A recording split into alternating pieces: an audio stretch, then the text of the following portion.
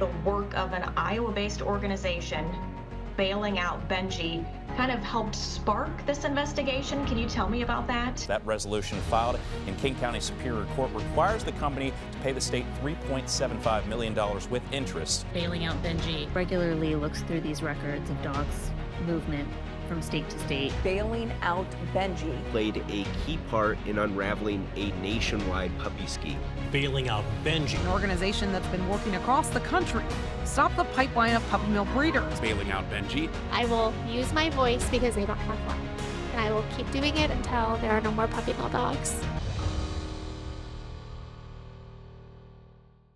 Well, everybody, welcome back to this week's episode of Truth Lies and Puppy Mills. I'm Mindy Callison. I'm here with Kristen Petty and Moochie, if you're watching on YouTube. By the way, we had a comment last week, someone I met in the field, which we could talk about in this episode, but they were commenting about listening to our episodes each week, and they were like, oh, I watch it on YouTube. I wait every Wednesday at 10 a.m. for the premiere.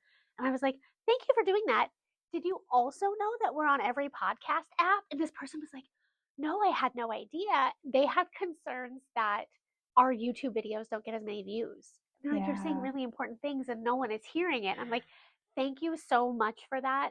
The YouTube is to make it accessible for people who don't always know how to listen to podcasts. We have thousands of listeners on our podcast. So it's just really funny.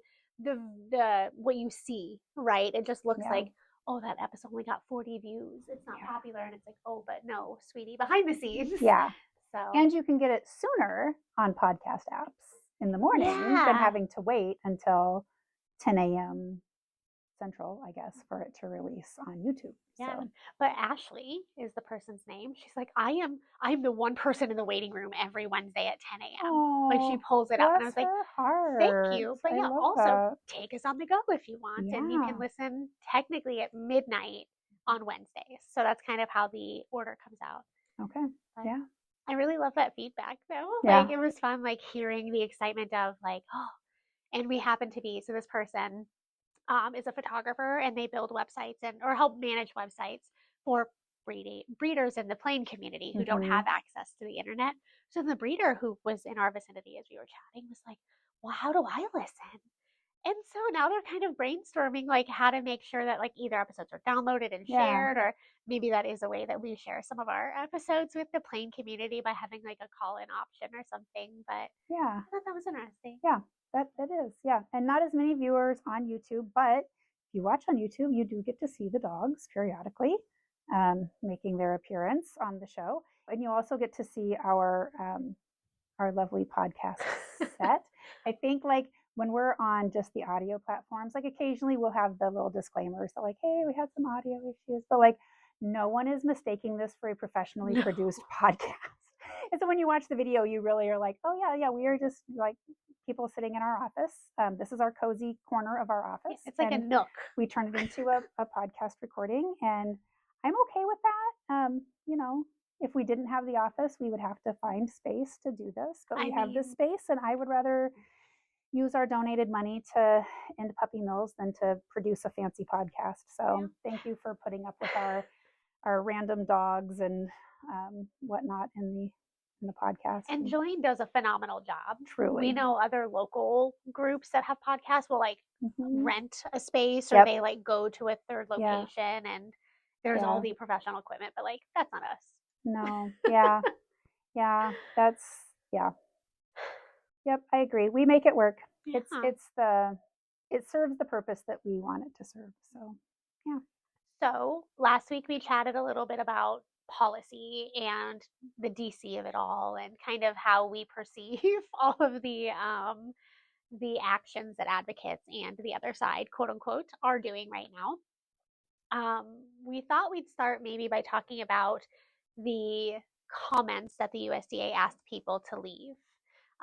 So as we've said for the last few months on our podcast, the USDA wants to, quote, crack down on puppy mills. And we all are making up our own thoughts of how that's going to go because none of us truly know. Right. These standards have not been upgraded since the 60s. And we chatted about, during our USDA episode, we talked about how right now, the things that they've shared publicly, it's very kind of like, we're going to go after XYZ types of practices, or we're going to educate our inspectors and make them, stronger and more consistent. We're now hearing, and thankfully the USDA is asking for public input, but they do actually want to look at some of the rules changes.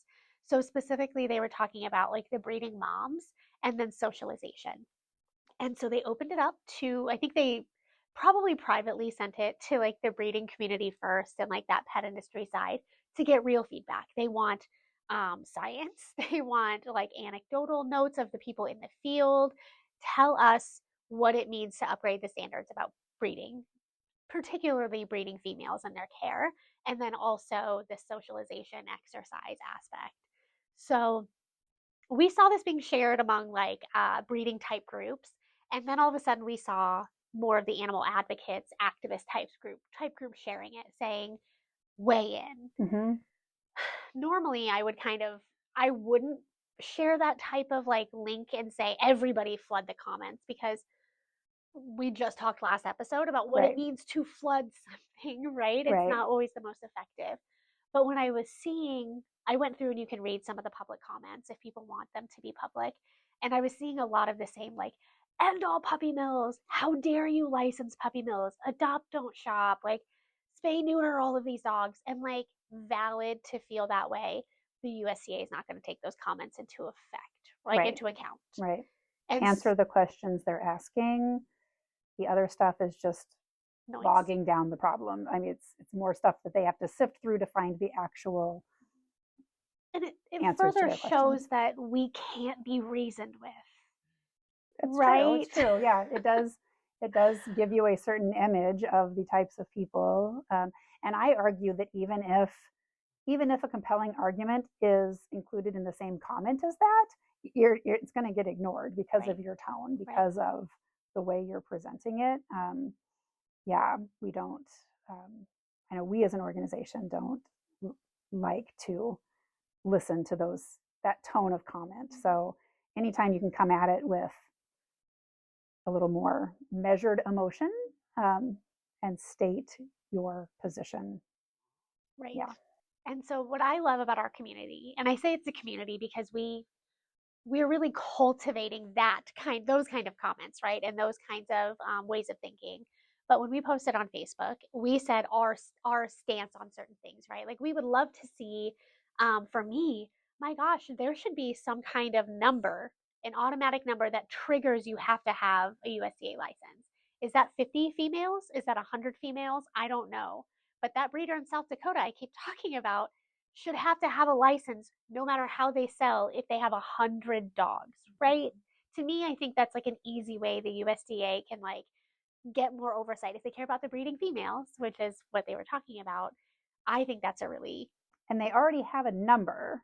It's just only if they're selling in certain ways does that number matter. And the number is the minimum. So it's like if you have 5 breeding females, then you need a license only if you don't sell direct to the public. Right. So those weird little like caveats really are to get the minimum people involved, but there is no one saying if you have 500 dogs, you need to be USDA licensed no matter what. Doesn't matter how you sell. Wouldn't taking away the if you sell this way fix that problem? Because now if you have 6 or 500, you have to be licensed. It doesn't matter. Right. So it's not really like when they're saying, what do you think about the number of dogs required to be licensed? It's like, that's what we think about is this statement that says they don't have to be licensed unless they do this. That's the problem.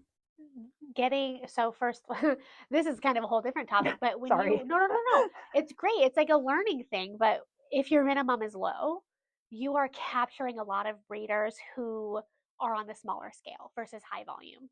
So that feeds into, if you're licensed, are you a puppy mill? Because there are USDA breeders that have 8 dogs or 10 dogs and they are licensed because they have to be.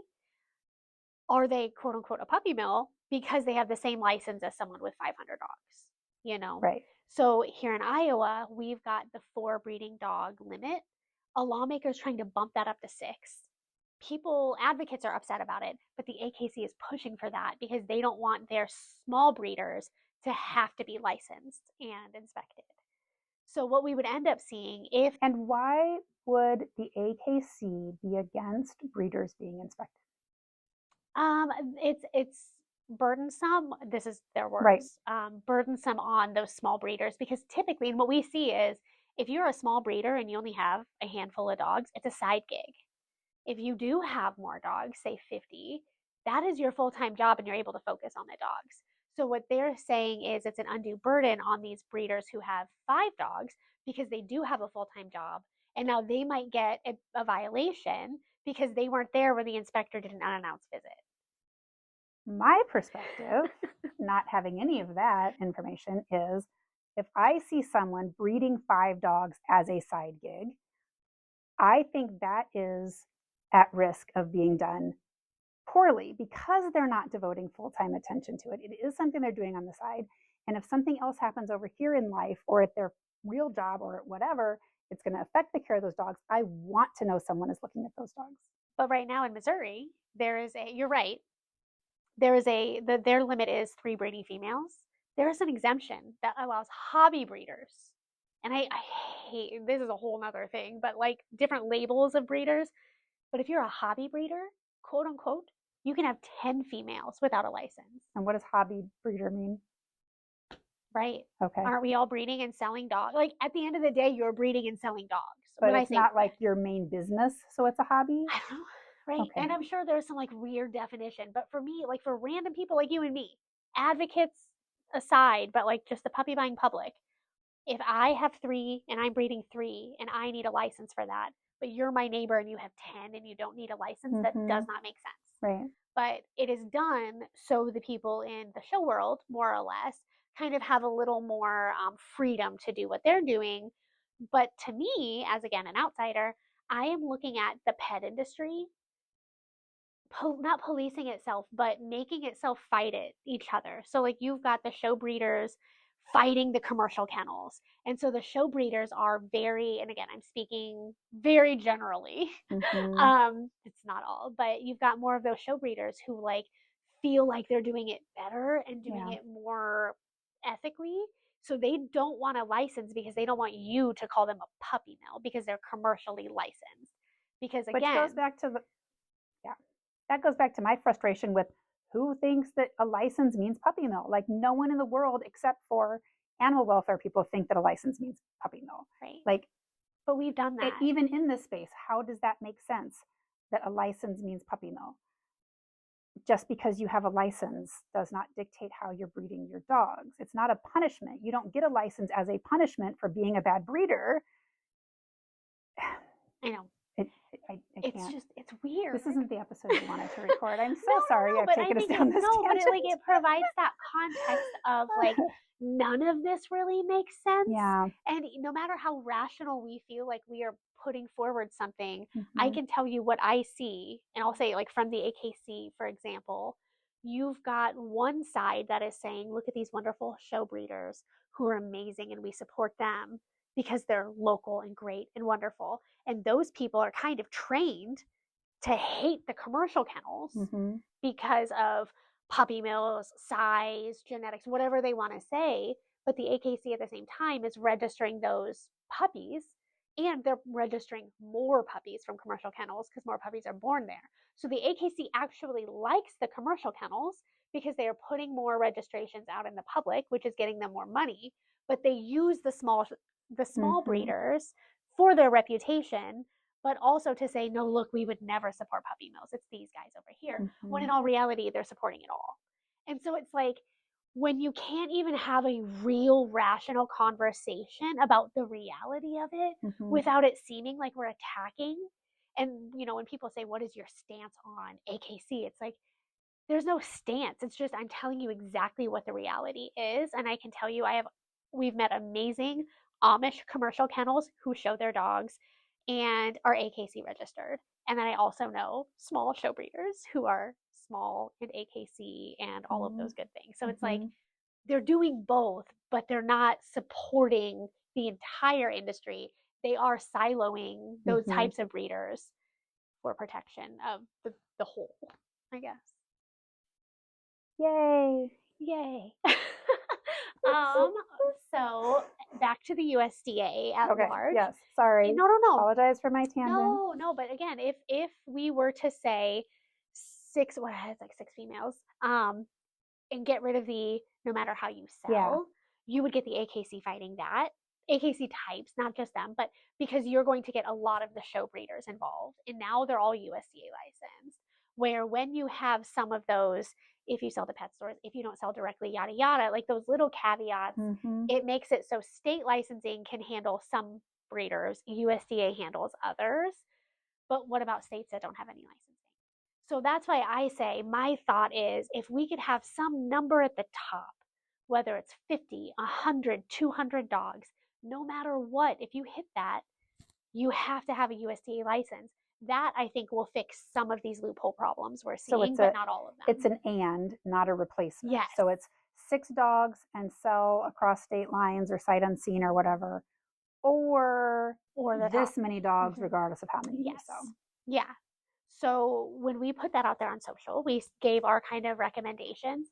And what I loved was the comments, because there were people who were like, okay, I'm going to take myself out of this for a second because I don't think the USDA should oversee dogs. However, and then they would leave a really good comment about how they want to see these types of regulations to help the breeding moms. And it's like, that's what we need, right? You have to take yourself out of it and understand the USDA exists. They do license dogs, whether or not we like it. We have to work within that system to fix that system. And then if the USDA, like tomorrow, if they were to put in, one of the things we proposed is a maximum age for breeding dogs. Right now, you can breed a geriatric dog. You don't have to make sure it's healthy enough to have puppies. You don't have to make sure that she has genetically cleared everything so it's going to be a healthy dog. Why? So if they were to pass this one regulation tomorrow, it doesn't fix everything. We still have a lot of work to do. But if they were to say retire your dogs by 10, that would help so many dogs tomorrow. Is 10 the perfect number? Nope. Yeah. But man, it's something, right? So that's where we are going at it. It's like, it's something. Let's get something on the books, because right now there's really nothing. Yeah. And so seeing the comments that our people are leaving, both with the USDA and in our comment section, that gives me hope that more people are rationally looking at this as a systemic issue instead of just like targeting one-off players. Yeah. Yeah. So, but yeah, speaking of targeting one-off players, that is kind of why I ended up in Indiana, right, last week. So for people who didn't listen last week, we were essentially talking about how USDA photos, how we use them for policy. We, the colloquial, all of us, we use these inspection records, we use these photos to get our point across that puppy mills are cruel and inhumane.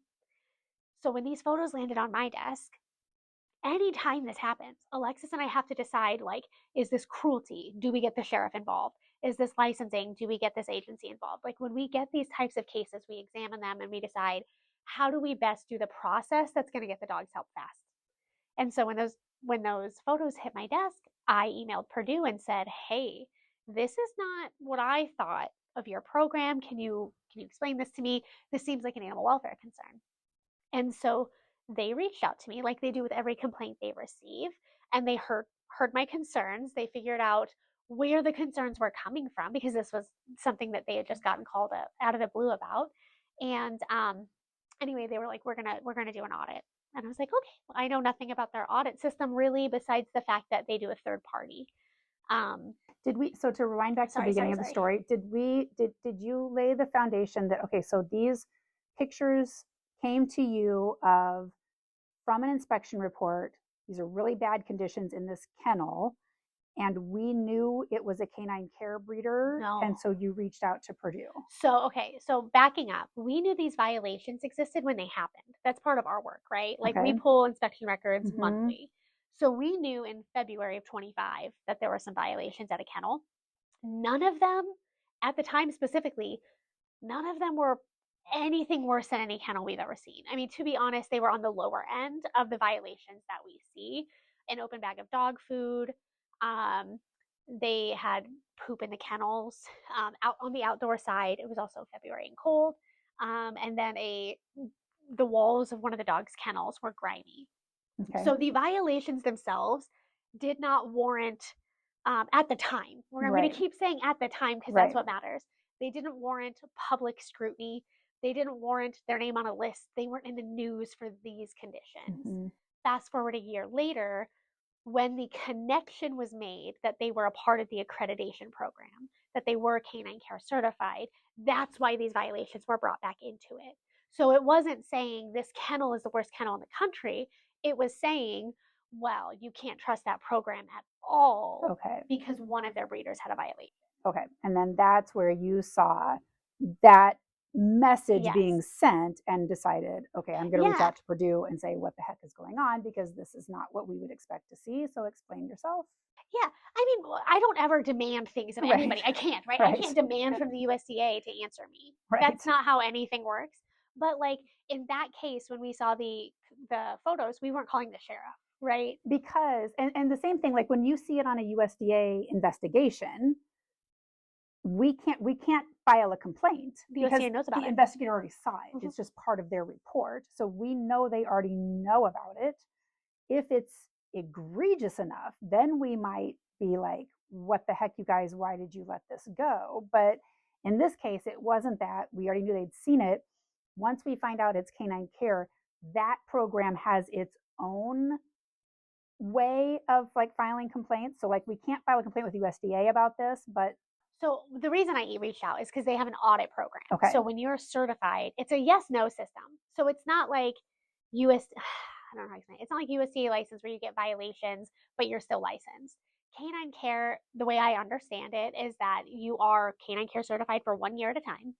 And if you have problems, you're suspended from that program until you fix those problems, and then you can join again. Because the point is to continue progress and growth and have access to resources and education, right? So, Okay. like, that's kind of what their shtick is. yeah. So, for me, if I am seeing what people are alleging as animal welfare concerns and cruelty concerns, and they didn't optically look good, I can explain a little bit too, but like, optically it didn't look great. So, reaching out to Purdue and saying, hey, this is now in the public space. There are animal welfare concerns about this breeder.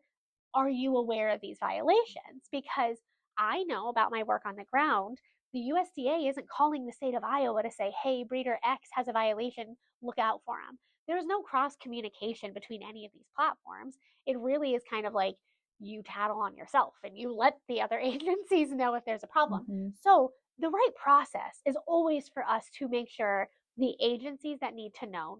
Okay. Got it. Filing the complaint in that system at least triggered an audit.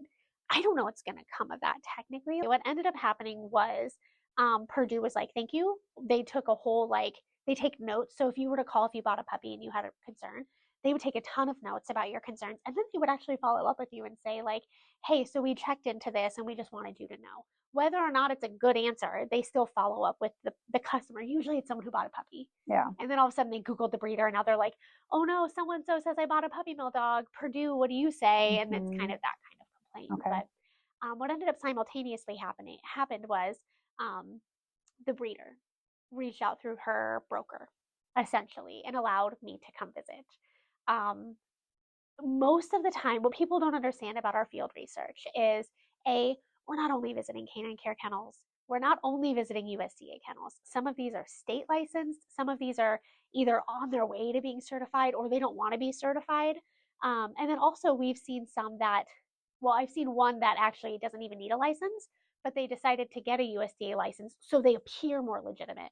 Because in their minds, even though they only have 13 dogs and sell to the public, they don't need a license. It sounds worse when they say they're unlicensed.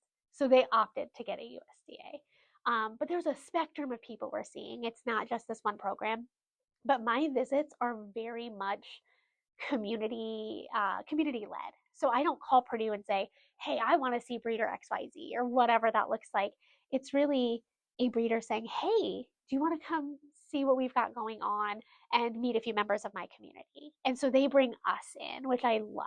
Mm-hmm. I just think, and in this case specifically, so that's when we talk about like the impact we're having on the industry. Imagine being this breeder in the middle of Indiana who knows that they are being called the worst. Their photos are being circulated. And then they call activist Mindy Callison to come in, right? Like it's such a weird perspective now, knowing that these people not only called me in to show me the progress they've made, but to ask if I have any other welfare concerns that they can fix based on what I've seen. And so I will always say yes. If you invite me somewhere, I will always say yes, because like we want to know these things. We want to learn. We want to see different perspectives, because if we're going to be effective, we have to know how the industry works. And so anyway, I went out, and middle of nowhere, Indiana, right? And it's this little couple, and it's technically the husband runs the farm, the wife runs the kennel, and then her son helps her. What I saw was night and day difference from those photos. So again, the timeline of this is February 25 violations, March 26, Mindy goes to visit. Okay. A year later, they had not only gotten rid of the building that had those violation concerns, because it wasn't, I don't know how to say this, it really wasn't up to par for Canine Care standards. And so they got rid of that. They had another building on their property that they completely like redid. Great. I mean, I hesitate to even say great. This is so funny. It sounds like I'm like bragging about a kennel, but for me, it just showed like a night and day difference of, okay, we were sad about a dog being in small kennel. Now look, the dogs are in larger kennels. We were sad that and I keep saying sad because we were sad looking at the photos. Dogs were living on what looked like elevated flooring outside. It was kind of like a ramp that led to the play yard, but from the angle of the photo, it looks like wire cages and like elevated flooring. But being in there in person, you could see that they had completely redone their outdoor kennels. I don't know how I want to communicate this the best, I guess, but seeing that they were able to change in a year before anybody demanded it. Yeah, before they were being trashed publicly, they had already done these changes. Right. And that was initiated by the investigation where they got the violations is what made them decide we need to do different, or was it being part of Canine Cares, or we don't know, something I assume that. So first of all, behind the scenes, I was able to hear that the son used to kind of run the kennel. He had to he went to get a job outside of the kennel. The mom took most of the burden of the kennel after that, and not everything translated routine wise. I don't want to say care, because the dogs were really happy when I was there.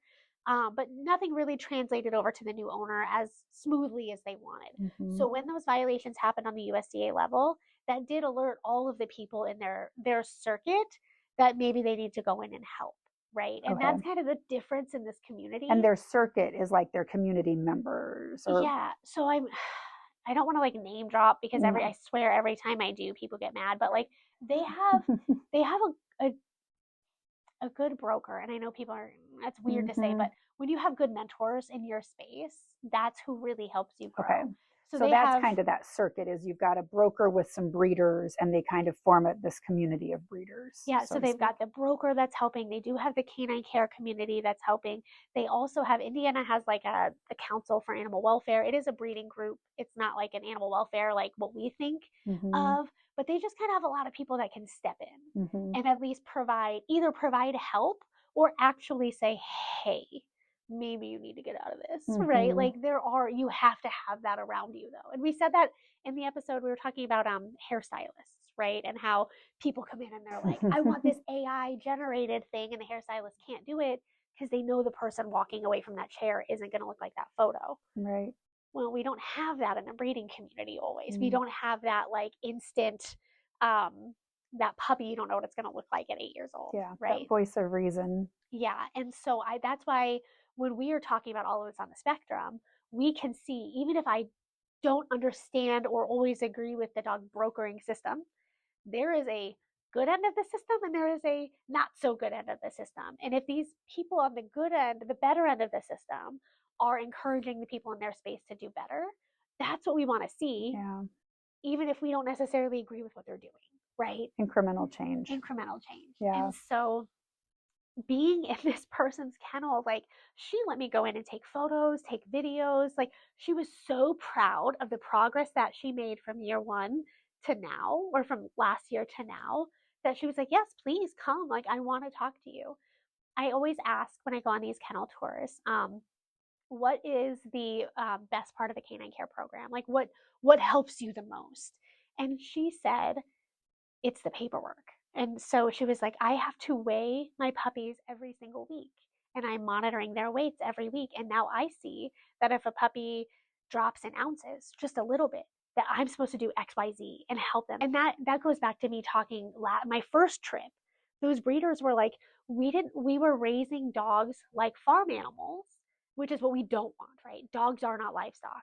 But they were raising dogs like farm animals back in the day because that is what they did. They raised pigs, they raised goats, like whatever. So they didn't give heat to puppies. They didn't have heating pads for these puppies. The puppy mortality rate was so much higher 15 years ago in some of these kennels than now because they were given the opportunity to learn and do better. Mm-hmm. And again, none of this is like an endorsement of people breeding dogs, but it's that perspective of if we truly want to see an end to cruel and inhumane practices, we have to be okay with whatever that looks like. And in this moment, that means we have to be okay with a kennel who was breeding French bulldogs when she got those violations. She realized Frenchies are not a good breed for her, right? Now that she's the kennel owner, Frenchies are a hard breed, and that was not something that she could handle. She got rid of that breed and downsized the number of dogs. That's what we want to see, right? It's this progress over perfection. And if we keep demanding perfection, we're only going to keep yelling at each other, I guess. And there's never any room for people to just try to do better. Yeah. And I wonder too if some of I know this is, even though I don't get it, but I know that it's hard for some people to hear and accept. Like, I wanted to push back when you're saying, like, she invited me. And I'm like, well, I hear critics saying, of course she did. She like cleaned everything up and made it sparkly and shiny and then wanted you to come in. And then when you leave, it goes back to crap again.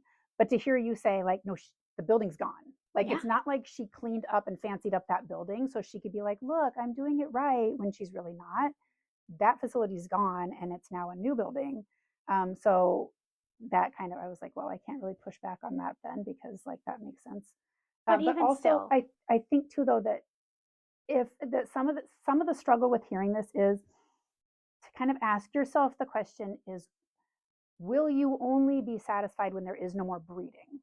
And if that is your mindset, that like all breeding is unethical, or all commercial breeding is unethical, all anything other than show breeding and hobby breeding and preservation breeding, whatever, any kind of this breeding as a business is unethical and it should be stopped, then none of these stories are ever going to make you feel better, because your end goal is eradication, not improvement.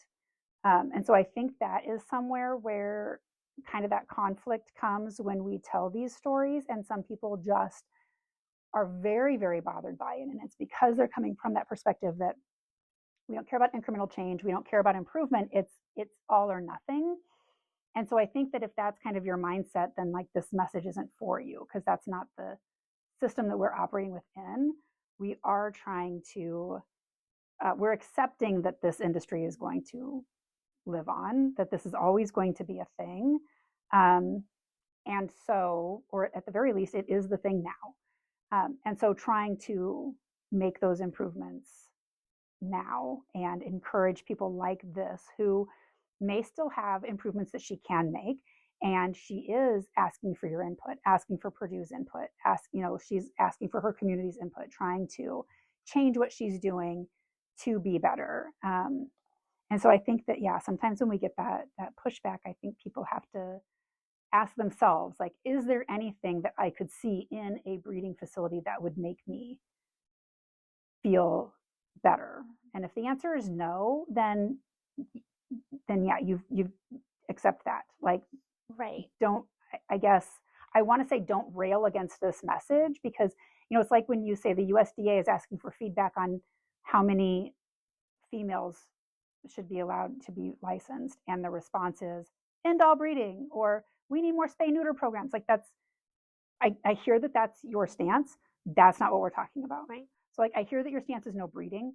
That's not what we're talking about. Like, that's not what we're working in. We're working in the space where breeding does exist and trying to help it to be done as humanely as physically possible in that space. And you're right. And that's kind of why we've always been, I can't say always, but once we really took the time to learn about that Canine Care program, we understood why I would much rather see a breeder become Canine Care certified than not. And that's because of all of those little things. Those dogs have to be retired by age 6 or after 6 litters. That currently doesn't exist in the USDA. So on that one level, at least the dogs are being retired early, and during their time at those kennels, they are being socialized and all of those great, wonderful things. And then they get rehomed afterwards, where now those dogs can be 12, 14, 15, and then they're discarded at the end. And so again, it's like, we don't have to endorse, we don't have to love everything about all of this, but we can say some things exist to try and get everyone up off the ground floor. Yeah. And to your point about people just cleaning up if I come, for sure people clean up when I come, right? Like you're still terrified. My Kathleen is the breeder I was mentioning who her and her husband elect to be USDA licensed. They have like 13 adults. They only sell direct to the public. Everybody comes to their property. They don't ship. I don't know if they drive anywhere. I think everyone comes to them.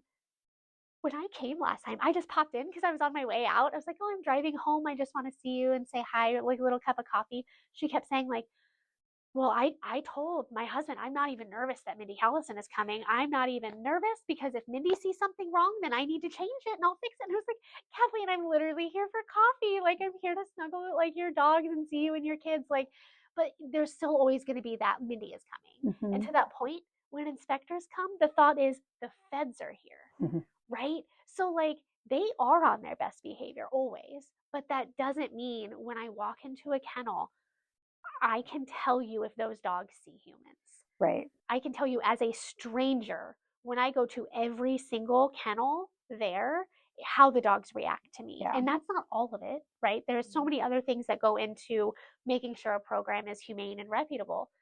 But man, these dogs aren't suffering. You can scrub the floors and walls, but you cannot immediately socialize animals. Absolutely. And that's what people kind of forget, right? Mm-hmm. And like when we are so focused on ending puppy mills, for me, it's so much about how are the animals right. in those environments. Because like we see farm dogs all the time in Iowa. There's a world of people who think it is cruel and inhumane to have a farm dog, right? A dog that isn't necessarily an indoor house pet. Right. But also, some dogs love that. They love having the freedom and being in charge of their farm. Those dogs, it's their job, and they know it's their job. So who am I to tell a farmer in northern Iowa that he's being cruel and inhumane because he doesn't let his dog sleep in his bed like I let my dog sleep in my bed? Versus someone in the city whose dog is locked in the kennel for 9 hours a day while they're at work. Right. And that's humane, and we're okay with it because they're in a warm house, but they're in a 4x4 cage for 9 hours a day while that person's at work, and then they come home and right. I think like we get to a point where we kind of police how people love animals, and we police how people take care of them, and which to an extent we should, but there should always be room for issues. And I go back to, so those, when I say those photos that were leaked, I want to talk about context clues for a little bit, because the violation with food, for example, and I don't know if I'll show these. I'm not sure how I'll incorporate all of this stuff that I learned into this episode visually. But it was a bag of Royal Canin dog food. I don't know if it was puppy or dog. Royal Canin. Yeah. You can physically see that in the photo. Yeah. And I'm like, okay, context clues. Not good that food was open. Not good that it was next to a rusty trash can. However, Royal Canin is so expensive to feed, right? So that's just when you say that, I get like financial anxiety because my dog is on prescription Royal Canin. Yeah. And yeah. And now imagine you have 50 the rate adults. At which it has gone up right. in price. Yeah. Right. And then the kennel photo where there was feces in the kennel. Never good. I'm not apologizing or being an apologist for them. You should always clean your kennels. However, it was also like a pile. And again, this sounds so weird that I'm even saying it, but it was the middle of February. There's poop and there's snow on the poop because it was cold and snowy. Context clues tell me, A, the dogs are all going outside to go to the bathroom, so they're not going in their kennels. So they're actually probably learning how to be house trained a little faster than other dogs who don't have indoor-outdoor access. But how many of us don't clean our yards in the winter? Yeah. Or skip because it was so cold? Literally last night, because today is garbage day, and my husband was like, we should really scoop poop tonight. It's really cold. We did not. We have 5 dogs. Sorry, neighbors. We have 5 dogs, and my husband, God love him, he cleans our yard religiously because like we have to. We have to. But if it weren't for Jason, I'm sure I would be lazier about it. I know. I mean, he is the one who does it. Like I would, I'm like, let's pay someone to clean our yard. And he's like, I'm just going to do it.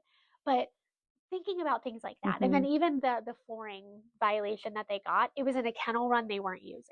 So the violation itself wasn't affecting animals, but the photo made it look like dogs were living in, and that's why the photos were leaked. None of the violations were that bad, but the photos were leaked to show why you can't trust a specific program. And when you start using things for policy, it waters down the intention of the program. Just like us being used, right? People are really, either way, using our work for or against what they want to do. It's making other people misinterpret the work we're actually doing. And some of that is probably intentional, right? So how do we make space for growth and progress in a world where we want to demonize and close? And so the other side of this that I want to get to is, had this breeder been named publicly, because right now it's not super public who they are, but what would have happened to them? So say in a perfect world, what advocates want, they wanted Canine Care to cut this person out of their system and say, you're not good, bye, go, you're done. Now they lose access to resources. Because they have violations, they have fewer places they can sell. If they get named publicly and they're in the news and all of that stuff, their reputation is gone. Are they going to be done breeding? No, because this is their job, this is their life, this is their passion. They're going to drop off the grid and they're going to do it without regulation and sell online. And that's what Alexis and I are seeing. And that's why we're raising that flag all the time. Like, we just want people to hear us, that we could have demonized this person. We could have forced her out of a license. We could have forced her underground, but that would have been worse for those dogs. And the person to me matters too. But if we care about the dogs, then we want them to be as highly visible as possible. I want them to have a third-party audit, whether or not I know the process of the audit. I want them to be USDA licensed, whether or not I know everything about that inspector. The more people that see those dogs, the more checks and balances we have that they're being treated with care. And here you have someone who is interested in being better and in learning more. And so obviously there are people in this space who are not. They have proven time and again, they have no interest in being better. They have no interest in meeting anyone's expectations. Different story. You're talking about different action needs to be taken with those types of people. You've got other types of people who do want to learn, do want to be better, are interested in resources to help. So it's kind of that restorative versus retributive. If you've got someone who has the potential to grow and be better, that retribution is not going to help anyone or anything. Here is an opportunity. Again, if your entire lens is breeding should never exist ever, you want retribution for everyone. We're allowing that she can change and be better. You cannot treat everyone the same. And again, that's why, like, when we use stuff for policy, when we don't fully understand what we're saying, it makes us look really silly. And to your point about that breeder, she was kind of platformed for being the worst. It is solely because of her certification. And that's why her violations didn't matter last year, but this year they do. You're talking about, like, for policy work. You're going to go to a committee hearing like the 7-hour one I sat in on, and you're going to show that picture and you'll be like, look, this is an open bag of food.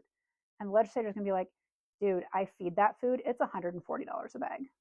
Like, what? You're telling me a puppy mill is buying?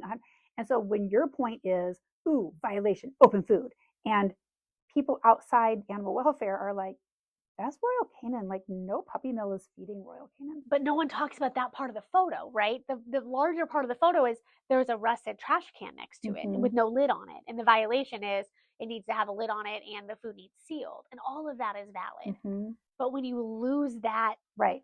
But when you take that to your policy work and your outside people are like, I don't see a puppy mill. I see very expensive dog food. You've now lost your credibility in saying that's a puppy mill. The other photos, all of it optically did not look good. Right. And so when these groups for years have been saying to like me and Alexis, well, you're only going to see the best of the best. You're only seeing the top of the line. I'm telling you, I have seen a spectrum of breeders, right? The goal is to keep them on the spectrum of the Canine Care program or whatever, versus just being on the spectrum of USDA, because immediately you're meeting different standards that are elevated. Right. And that means there are going to be people on that lower end who are still striving and progressing and doing everything they can, but there is a lower end and a higher end of everything we're dealing with. And so even if she was last year on the lower end, what I saw this year, she is not one of the lower breeders that I've seen in that ecosystem. And that's hard when you just are so black and white with your thinking, and I don't know. Yeah. And I mean, I think I don't know that it's black and white thinking. I don't know if I don't want to assume anybody's motives. I don't know that the thinking is one violation is the same as any violation. So if I'm trying to show whoever, if I'm trying to show legislators or the public or whoever, like, this is an atrocious breeder, like, it's not all equal. I don't think that the black and white thinking from those organizations that share pictures like this is one violation is equal to another violation. So because this person had these three, they're atrocious, you should look at them. They know very well there are photos from puppy mills that are absolutely atrocious that they could have also shown to whoever they were trying to persuade that, like, this is atrocious. So at the beginning of that hearing, they played videos of like horrific puppy mills. They were from Daniel Gingrich and from Steve Kruse. Ask me how I know, first of all. But they were like, because you don't just go to the best of the best. But they were like, look at these horrific puppy mills. They're selling into our state. And here I am, a data nerd, going, Steve Kruse doesn't sell into this state. And Daniel Gingrich never sold into this state. Also, that was 5 years ago. You're sharing that. We shut him down. We got those dogs saved. Don't use those photos and say he's selling into this state now. That's a lie. And I just keep going back to, and I don't mean advocates, I mean the people who have lobbyists, right? If we can't pass a law without lying about it, do we need to pass the law, right? Like, I for years, I was like, it's the greater good. And I know everybody laughs at me when I say it, but I'm like, I thought I was doing the right thing because it's the greater good and it's that progress.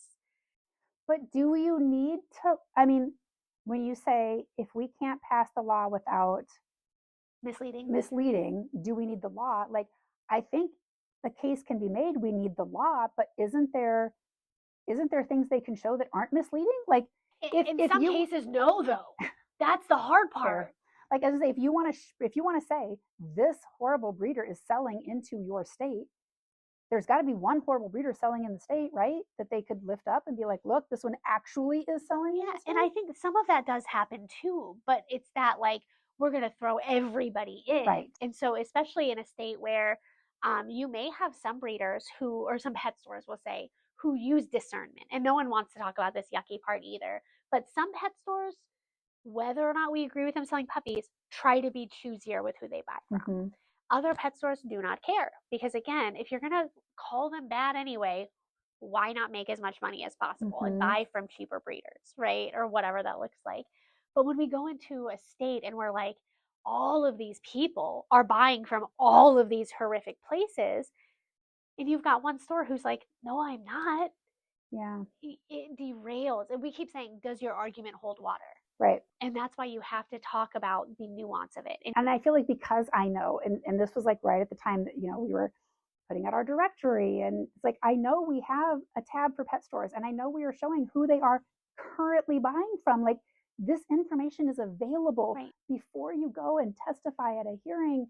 Like, get real accurate current information. Don't show up with things that either are misleading or that you didn't do your research on or something. And so that was that's my frustration, is like, I feel like, yes, there's a problem, and yes, we can show that it exists without fabricating or demonizing certain breeders over others for arbitrary reasons. Like, it's, yeah. Right.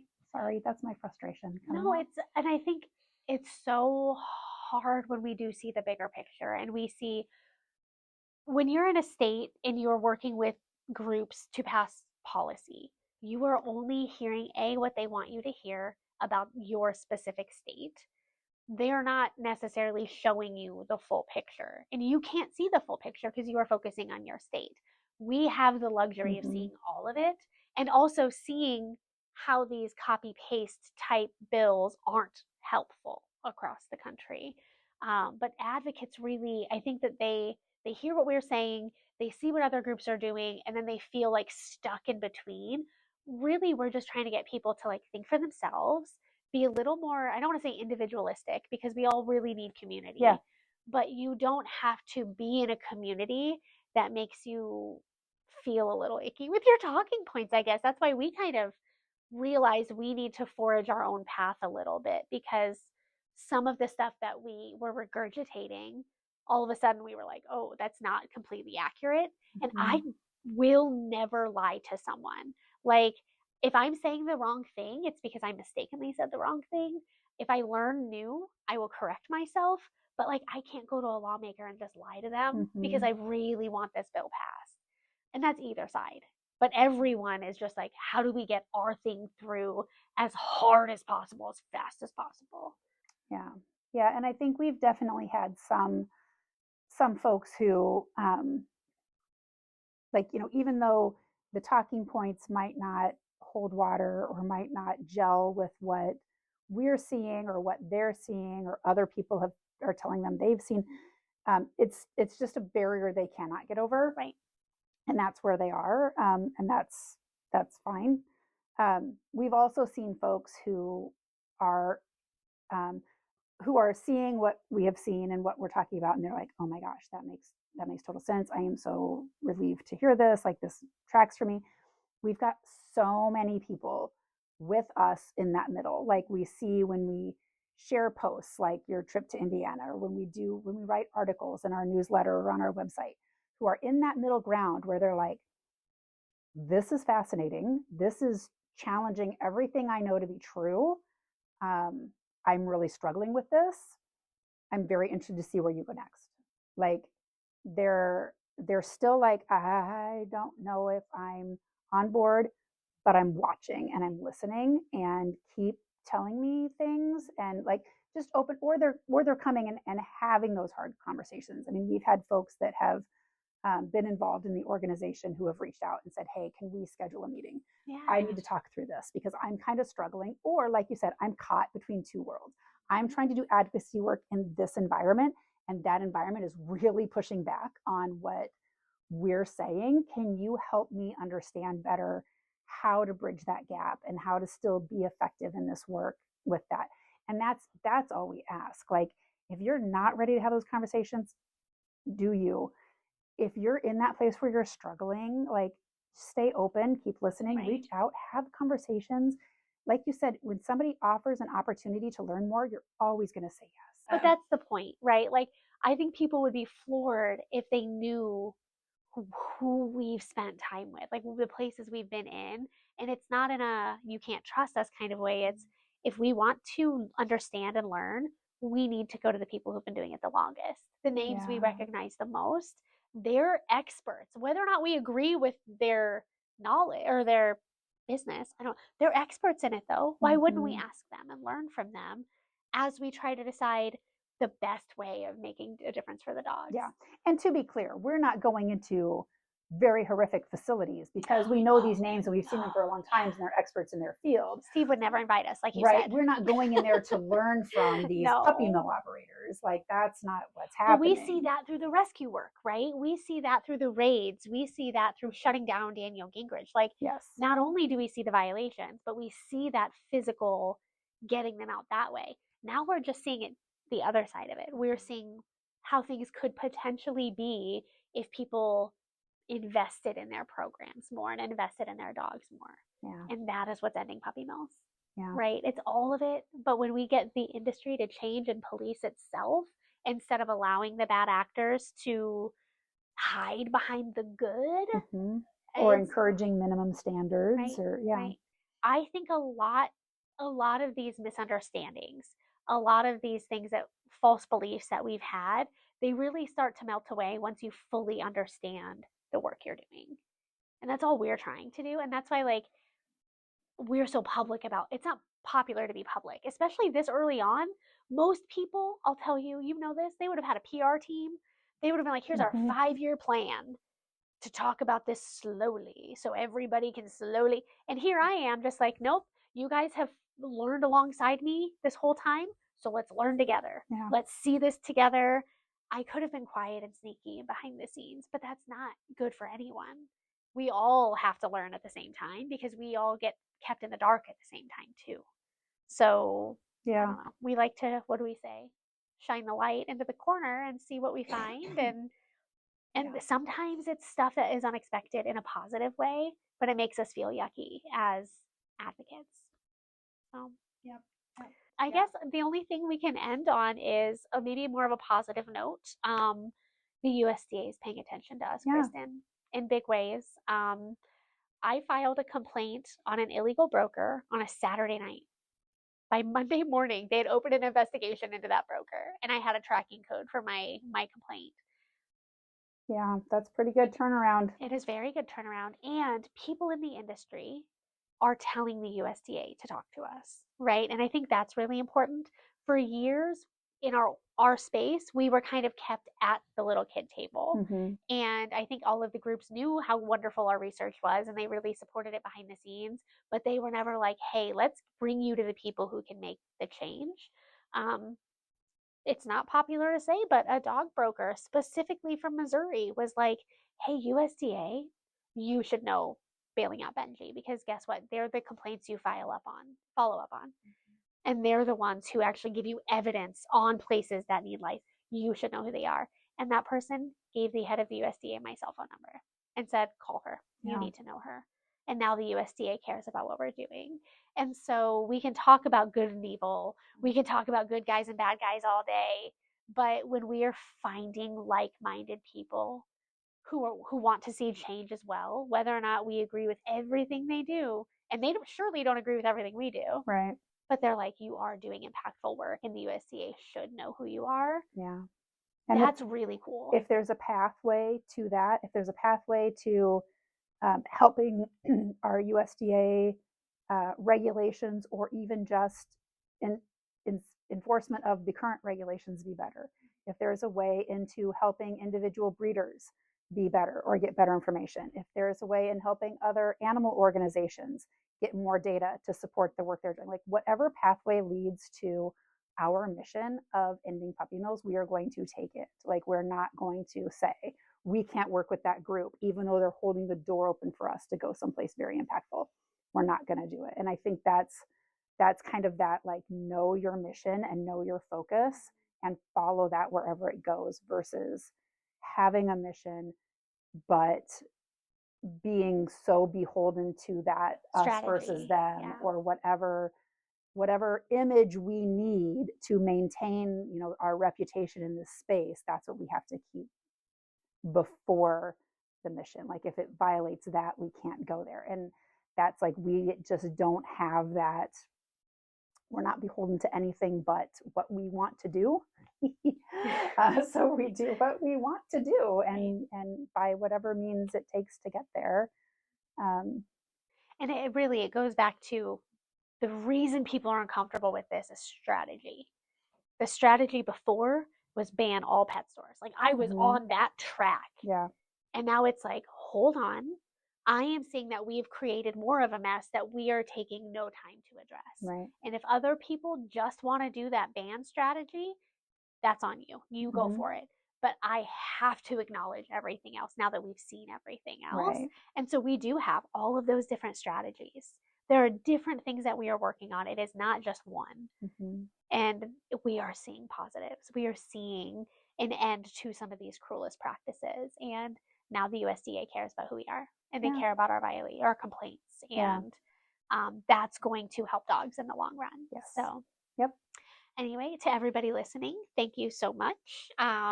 It's truly because of we do feel empowered and emboldened when we have people who support our work, and knowing, again, I'll say it a million times, we have a lot of industry people who listen to our show. We've got, I mean, it runs the gambit, microchip companies all the way to dog brokers, right? Like weird things happening in this space. But Alexa said it yesterday. She was like, no one can get our name out of their mouths right now. Everyone is talking about bailing out Benji in some fashion. And it's because we have cemented ourselves in history at this moment, right? Like if you look at the history of animal welfare, people come and go, but bailing out Benji is doing something so drastically different that people will forever know who we are. And that's cool. Yeah. So anyway, thanks for being a part of this, Kristen and Alexis and Jelaine and everybody listening. Like, I'm excited for where we're going, and it makes the hard days a little easier to handle. So, yeah. But yeah, all right. Well, everyone, we'll see you next week. Bye.